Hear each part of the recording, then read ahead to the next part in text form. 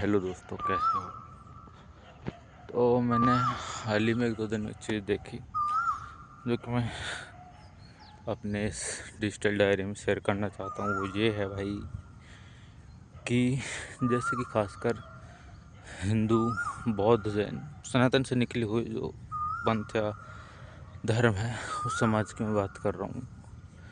उनके अंदर एक चलन है पिछले 40 सालों से या पिछले 20 सालों से बहुत ज़्यादा। वो क्या है, इन्हें कांग्रेस द्वारा ऐसा झूठ, ऐसा जहर पिलाया गया कि परिवार संयोजन नियोजन अपनाओ, 2 बच्चे से अधिक पैदा मत करो। उन्होंने इतनी अच्छी तरह से मान लिया जैसे अमृत पिलाने की बात कही जा रही हो भाई।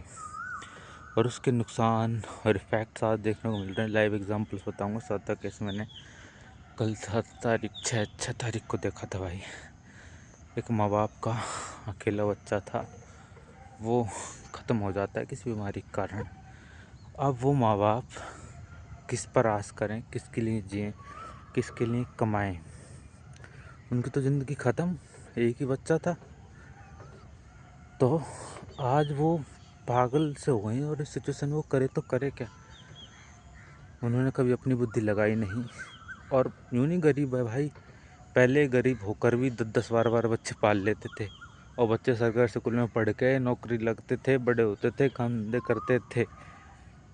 ऐसा नहीं है कुछ नहीं कर पाते थे। और सामाजिक व्यवस्था सबसे अच्छी थी। पहले इतने रेप नहीं होते थे, पहले इतने मर्डर, लूटपाट ये सब नहीं होती थी। आत्महत्या, डिप्रेशन जैसी तो कोई चीज़ नहीं थी भाई। इतने संयुक्त परिवार हुआ करते थे, लोग होते थे कि किसी को टेंशन तो होती नहीं थी। सारे मिल बांट के खाए भी करते संयुक्त परिवार में। ये डिप्रेशन वगैरह या आज की समस्याओं के कारण भी एकल परिवार ही है। अब भाई उनका बच्चा चला गया, वो बेचारे करे तो करे क्या। उनने तो 2 बच्चों को वो अपना लिया, हम 2 हमारे 2। अब इसके नुकसान सिर्फ उनके लिए नहीं है, इसके नुकसान पूरे समाज, पूरे देश के लिए मैं गिनवा देता हूँ। राजनीतिक, आर्थिक, सामाजिक, पारिवारिक, हर तरह के नुकसान है इसके। खुद का व्यक्तिगत नुकसान तो हो गया, कोई बच्चा नहीं रहा, ज़िंदगी खराब। अब इसके बाद इसके सामाजिक नुकसान भाई, उनका मतलब परिवार टूट सा गया। और समाज में जो जिम्मेदारियाँ होती है उनको निभाने के लिए अब उनके पीछे जो जिम्मेदारियाँ बचती है, कोई नहीं बचा। उसके अलावा इसके आर्थिक नुकसान, उनकी जो धन संपत्ति उसको अब संभालने वाला आगे उत्तराधिकारी कोई नहीं बचा। और जैसे पहले कहावत थी कि जितने ज़्यादा सर होंगे उतना ज़्यादा सहारा होगा, उतनी ज़्यादा कमाई होगी। एक बंदा 100 रुपये कमाएगा तो 5 बच्चे होंगे 500 रुपये कमाएंगे। बिल्कुल ठीक था, आर्थिक स्थिति संभलती। और ये मान लो एक साइंटिस्ट बना, एक डॉक्टर बना, एक इंजीनियर बना, एक फौज में जाएगा, एक पहलवान बनेगा, समाज में भी सही होगा उस चीज़ का।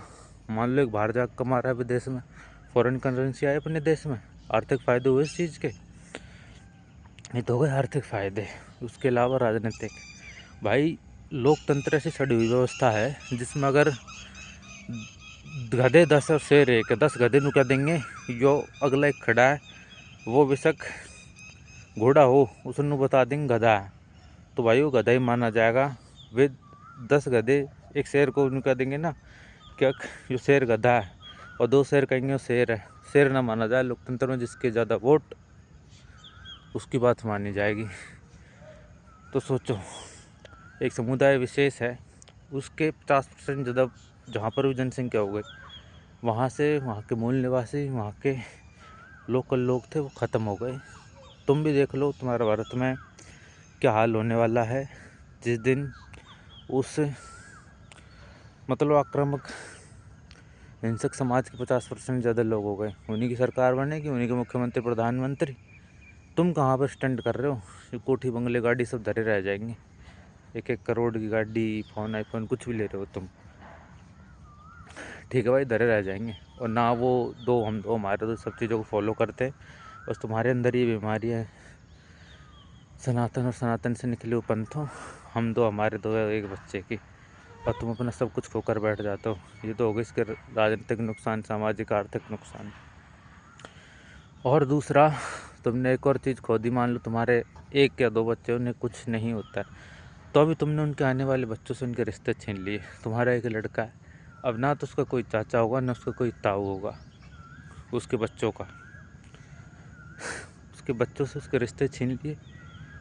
मान लो छोरी है एक, उस छोरी की भाई कोई बहन ना है तो उसके बच्चों से तुमने मौसी छीन ली है, मौसी बुआ रिश्ते छीन लिए। तो ये जो हमारे दो परिवार नियोजन संयोजन, इसने हमारे हिंदू समाज का तोड़ दिया पूरी तरह।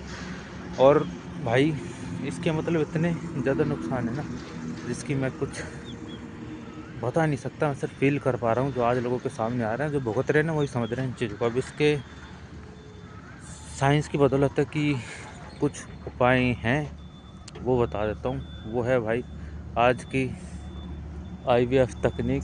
IVF तकनीक ऐसी तकनीक है जिससे तुम बहुत हद तक 99.9% तक अपने बच्चे को अगर पैसे खर्च कर सकते हो तो पा सकते हो एक दूसरे रूप में, एक पुनर्जन्म के रूप में। और 7 केस मैंने सातों कल देखा, उसमें से भाई 3 ने अपने बच्चे को IVF तकनीक से प्राप्त करा है।